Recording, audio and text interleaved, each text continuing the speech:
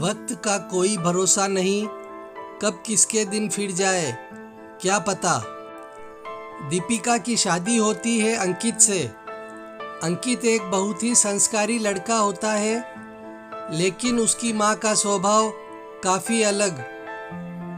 दीपिका ज़्यादा काम मत किया करो, हम लोगों के घर नौकरानी है, वो घर का सारा काम करती है। तुम बहू हो, अभी नई नई शादी हुई है, तुम आराम करो। तभी ससुर आ जाते हैं। कैसी बात करती हो सीमा, बहू आराम करेगी तो काम कौन करेगा? सीमा, नौकरानी सुमन करेगी काम, आखिर तनख्वाह देते हैं हम लोग उसे, तो काम नहीं करेगी क्या? ससुर, तुम दोनों सास बहू कान खोल कर सुन लो, सुमन काम नहीं करेगी, वह सिर्फ अंकित का ध्यान रखेगी। दीपिका, लेकिन पापा जी, मैं हूं ना इनका ध्यान रखने के लिए, फिर मैं क्या करूंगी? ससुर, नहीं, तुम्हारे पति यानी मेरे बेटे को सुमन ने संभाला है, वही उसकी माँ है और वो इस घर में राज करेगी। काम करने के लिए तुम दोनों हो ना। एक तरफ जहाँ बहू को सुमन का राज समझ में नहीं आता, तो वहीं पति की बात सुनकर तो मानो सास को गुस्सा ही आ जाता है। सीमा, अरे बकवास बंद करो, नौकरानी को सर पर चढ़ा रखा है तुम लोगों ने, हद होती है। पता नहीं कब छुटकारा मिलेगा इस नौकरानी सुमन से। तभी अंकित आ जाता है। अंकित के आते ही दीपिका उसे पानी देती है। तभी नौकरानी सुमन आ जाती है। सुमन, नहीं नहीं, अंकित को गर्म पानी देना होता है, नहीं तो उसको खांसी शुरू हो जाती है। दीपिका देखती है कि सामने एक अजीब सी नौकरानी जैसी औरत खड़ी है। दीपिका, आप कौन है? पापा, यह कौन है? ससुर, बेटा, वो हमारी नौकरानी है। अंकित की माँ का मिजाज देख रही हो ना, डांस करती थी अपने जमाने में। ऐसे में अंकित कैसे पला है, यह सिर्फ सुमन ही जानती है। अंकित के लिए यह माँ के समान है। ऐसे में इसी ने अंकित को बचपन से बड़ा किया है, वो इसी के पास रहता था। वह जानती है कि अंकित को क्या चाहिए, कब चाहिए। दीपिका, अच्छा ठीक है पापा जी। तभी नौकरानी, जो कई सालों से उस घर में होती है और खुद को अंकित की माँ समझती है, दीपिका पर सास की तरह हुक्म चलाने लगती है। सुमन, अगर मेरे बारे में पूरी जानकारी ले ली हो तो जरा तेल गरम करके लाओ, अंकित के बालों में लगाना है, कितने सूखे लग रहे हैं बाल। दीपिका को अजीब लगता है, क्या हो रहा है? सास है जो उड़ी फिर रही है और नौकरानी खुद को सास मान रही है। माननी किसकी बात है? वो हैरान हो जाती है। ससुर, क्या बात है बहू, सुमन की बात को सुनकर अनसुना क्यों कर रही हो? वो अंकित के सर में तेल लगाने के लिए तेल मांग रही है ना, ला कर दो उसे। और हाँ बहू, सुमन की कोई बात ऐसी ना हो जो तुम ना मानो, वरना ठीक नहीं होगा, समझी? ससुर की डांट सुनकर दीपिका चुपचाप तेल गरम करने चली जाती है। दीपिका, हाय रे मेरी किस्मत, जो सास है वो बहन बनकर घूम रही है और जो नौकरानी है वो सास बनी है। दीपिका तेल गरम करके नौकरानी को दे देती है। सुमन, क्यों री बहू, तेरे को पता नहीं क्या, कटोरी गर्म है तो किसी चीज में रख कर देनी होती है।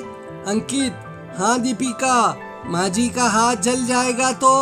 रुको माँ जी, मैं लेकर आता हूँ। अंकित के मुंह से नौकरानी के लिए माँ शब्द सुनकर दीपिका हैरान हो जाती है। वही अंकित तेल को प्लेट में रखकर नौकरानी को देता है और वो उसके सर में तेल लगाती है। अंकित, अरे वाह माँ जी, मजा आ गया, तभी दीपिका की सास वहां से निकल रही थी। सुमन, अगर आपका घूमना हो गया हो तो जरा रसोई में भी नजर डाल लो। जब देखो तब मटकना, खाना भी लगाना है। सास नौकरानी को न जाने क्यों कुछ नहीं कहती। सास, दीपिका खाना लगा दो। वैसे भी मेरी डांस क्लास है, खाने के बाद मैं थोड़ा आराम करूंगी, फिर ग्रीन टी लेकर डांस करने जाऊंगी। दीपिका, जी माँ जी, मैं दोनों का खाना लगा देती हूँ। दीपिका 2 प्लेट में खाना लेकर आती है। एक प्लेट अपनी सास और दूसरी प्लेट अंकित के सामने रख देती है। सुमन, वाह री बहू, और मेरी थाली कहाँ है? दीपिका को गुस्सा आता है। दीपिका, आपको क्यों खाना दूं?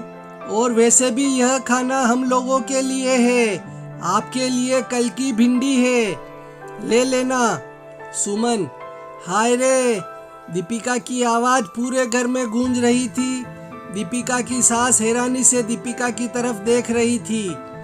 तभी वहां ससुर आ जाते हैं। अंकित भागकर नौकरानी का हाथ पकड़ लेता है। सुमन, कितनी जबान चल रही है इसकी। अरे, जिस पति की पत्नी बनकर आई है उसे मैंने पाला है, समझी? खाना कैसे नहीं खिलाती तू, वो मैं देखती हूँ। और रहा सवाल कल की भिंडी का, तो अब वो भिंडी तू खाएगी। बड़ी आई। ससुर, दीपिका, यही संस्कार है तुम्हारे घर के। अरे, बड़ों से बात करने की तमीज नहीं सिखाई तुम्हारे माता पिता ने। दीपिका, देखिए पापा, एक नौकरानी के लिए मेरे मम्मी पापा के संस्कार की बात ना ही करें तो अच्छा होगा। दीपिका यह बोलकर वहां से निकल रही थी कि तभी अचानक उसके कान में उसके पति अंकित की आवाज आती है।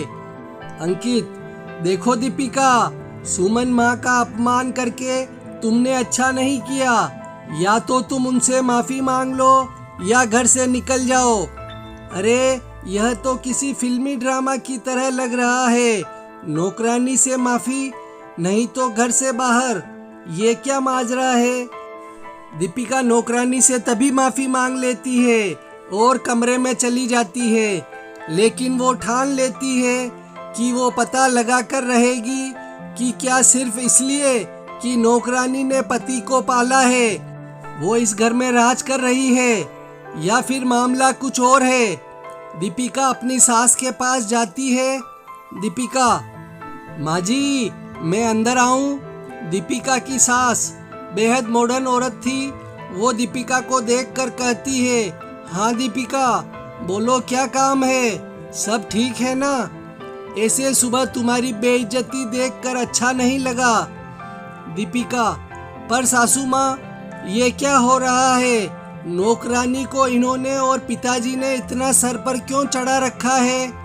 सास, वह क्या है ना, अंकित को उसी ने पाला है। मैं तो डांसर थी, अपने शूट में बिजी रहती थी, लेकिन अब लगता है कि मैंने अपना घर बर्बाद कर दिया।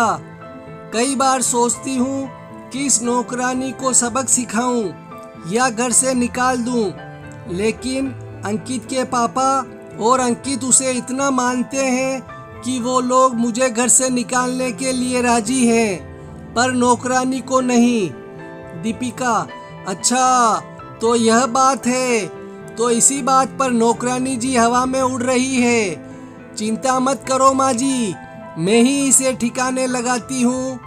रात में बहू पति के पास जाती है और कहती है, वह क्या है ना, शादी के बाद कहाँ कहाँ क्या क्या इन्वेस्ट करना है, उसकी प्लानिंग के लिए मुझे आपकी और आपने फाइनेंशियल संभालने होंगे।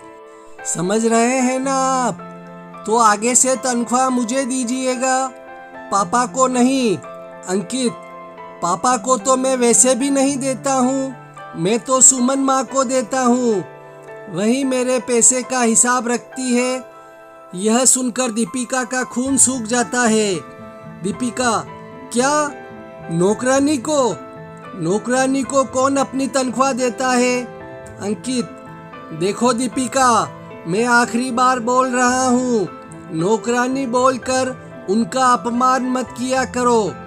दीपिका, गलती हो गई, मुझे माफ कर दो। अगले दिन वो सभी के सामने सुमन से कहती है, आंटी जी, वो क्या है ना, मुझे और अंकित को एक बड़ा घर लेना है, तो उसके लिए अब तक अंकित ने जो पैसे कमाए हैं उसकी सारी डिटेल मुझे चाहिए, क्योंकि वो तो सारा पैसा आपको देता है। आपके पास कितना, कब कहाँ खर्च हुआ, उसका हिसाब तो आपके पास होगा ही। नौकरानी घबरा जाती है। सुमन, हाँ हाँ, और क्या, वैसे भी उसके पैसे जैसे के तैसे ही हैं, मुझे अंकित के पैसों से क्या लेना देना। उस दिन सुमन घर में परेशान सी घूम रही थी। थोड़ी ही देर में सुमन, अच्छा मैं अब घर जाऊंगी, वह मेरा बेटा आने वाला है, वो बाहर पढ़ाई करता है। सुमन निकल जाती है और उसके पीछे पीछे दीपिका बहू। दीपिका, आज तो मैं इसका राज सबके सामने लाकर ही रहूंगी कि कैसे भावुक करके यह सुमन इस पूरे घर पर राज कर रही है। लेकिन यह क्या, दीपिका देखती है कि सुमन एक बहुत ही सुंदर से घर में घुसती है जिसके बाहर लिखा था सुमन निवास। ओहो, तो हम लोगों के पैसों से इतना बड़ा घर भी खरीद कर बैठी है। अब बताती हूँ इसे। दीपिका खिड़की के पास जाकर खड़ी हो जाती है जहाँ सुमन अपने बेटे से बोल रही थी, बेटा, मुझे लग रहा है कि अब तुझे नौकरी करनी ही होगी, इस घर में मेरा खेल खत्म होने वाला है। अंकित की बीवी एक नंबर की चालाक आई है, अरे मुझसे पैसों का हिसाब मांग रही थी। बेटा, अरे माँ, उस पागल अंकित से बात करो ना, अपनी बीवी को घर से निकाल दे। अरे वह तो उल्लू की तरह तुम्हारी हर बात मानता है, उसे तो पता ही नहीं कि कैसे तुम उसे भावुक पागल बनाकर उसके पैसे खुद पर खर्च करती हो, मोटी तनख्वाह लेती हो और उसकी माँ के खिलाफ कान भरकर तुम सारा काम भी उसकी माँ से करवाती हो। कल जाकर अंकित से बोल देना, तेरी बीवी का चाल चलन ठीक नहीं बेटा, इस घर से निकाल दे। सुमन, ठीक बोल रहा है बेटा, ऐसा ही करती हूँ। अगले दिन सुमन जैसे ही अंकित को बोलती है, बेटा, तेरी बीवी अच्छी नहीं है, उसके चाल चलन में खराबी है। लेकिन अंकित ये सुनकर गुस्सा हो जाता है। अंकित, आंटी, मेरी बीवी बिल्कुल अच्छी है, गलत और बुरी तो आप हैं। मैं अभी पुलिस को बुलाता हूँ, इससे पहले मेरे सारे पैसे वापस करो। और अब तुम्हारी सच्चाई हमारे सामने आ चुकी है। यह बोलकर अंकित नौकरानी को मोबाइल दिखाता है जिसमें दीपिका ने सब कुछ रिकॉर्ड कर लिया था। ससुर, तुम जितनी जल्दी हो इस घर से बाहर चली जाओ, घर का सामान भी चुराती थी तुम, गलती मेरी ही थी, बेटे के प्यार में सब भूल गया, मेरी बीवी ही इस घर की लक्ष्मी है। सास दीपिका को देखकर खुश होती है और नौकरानी का सारा घमंड उतर चुका था। वो वहां से चली जाती है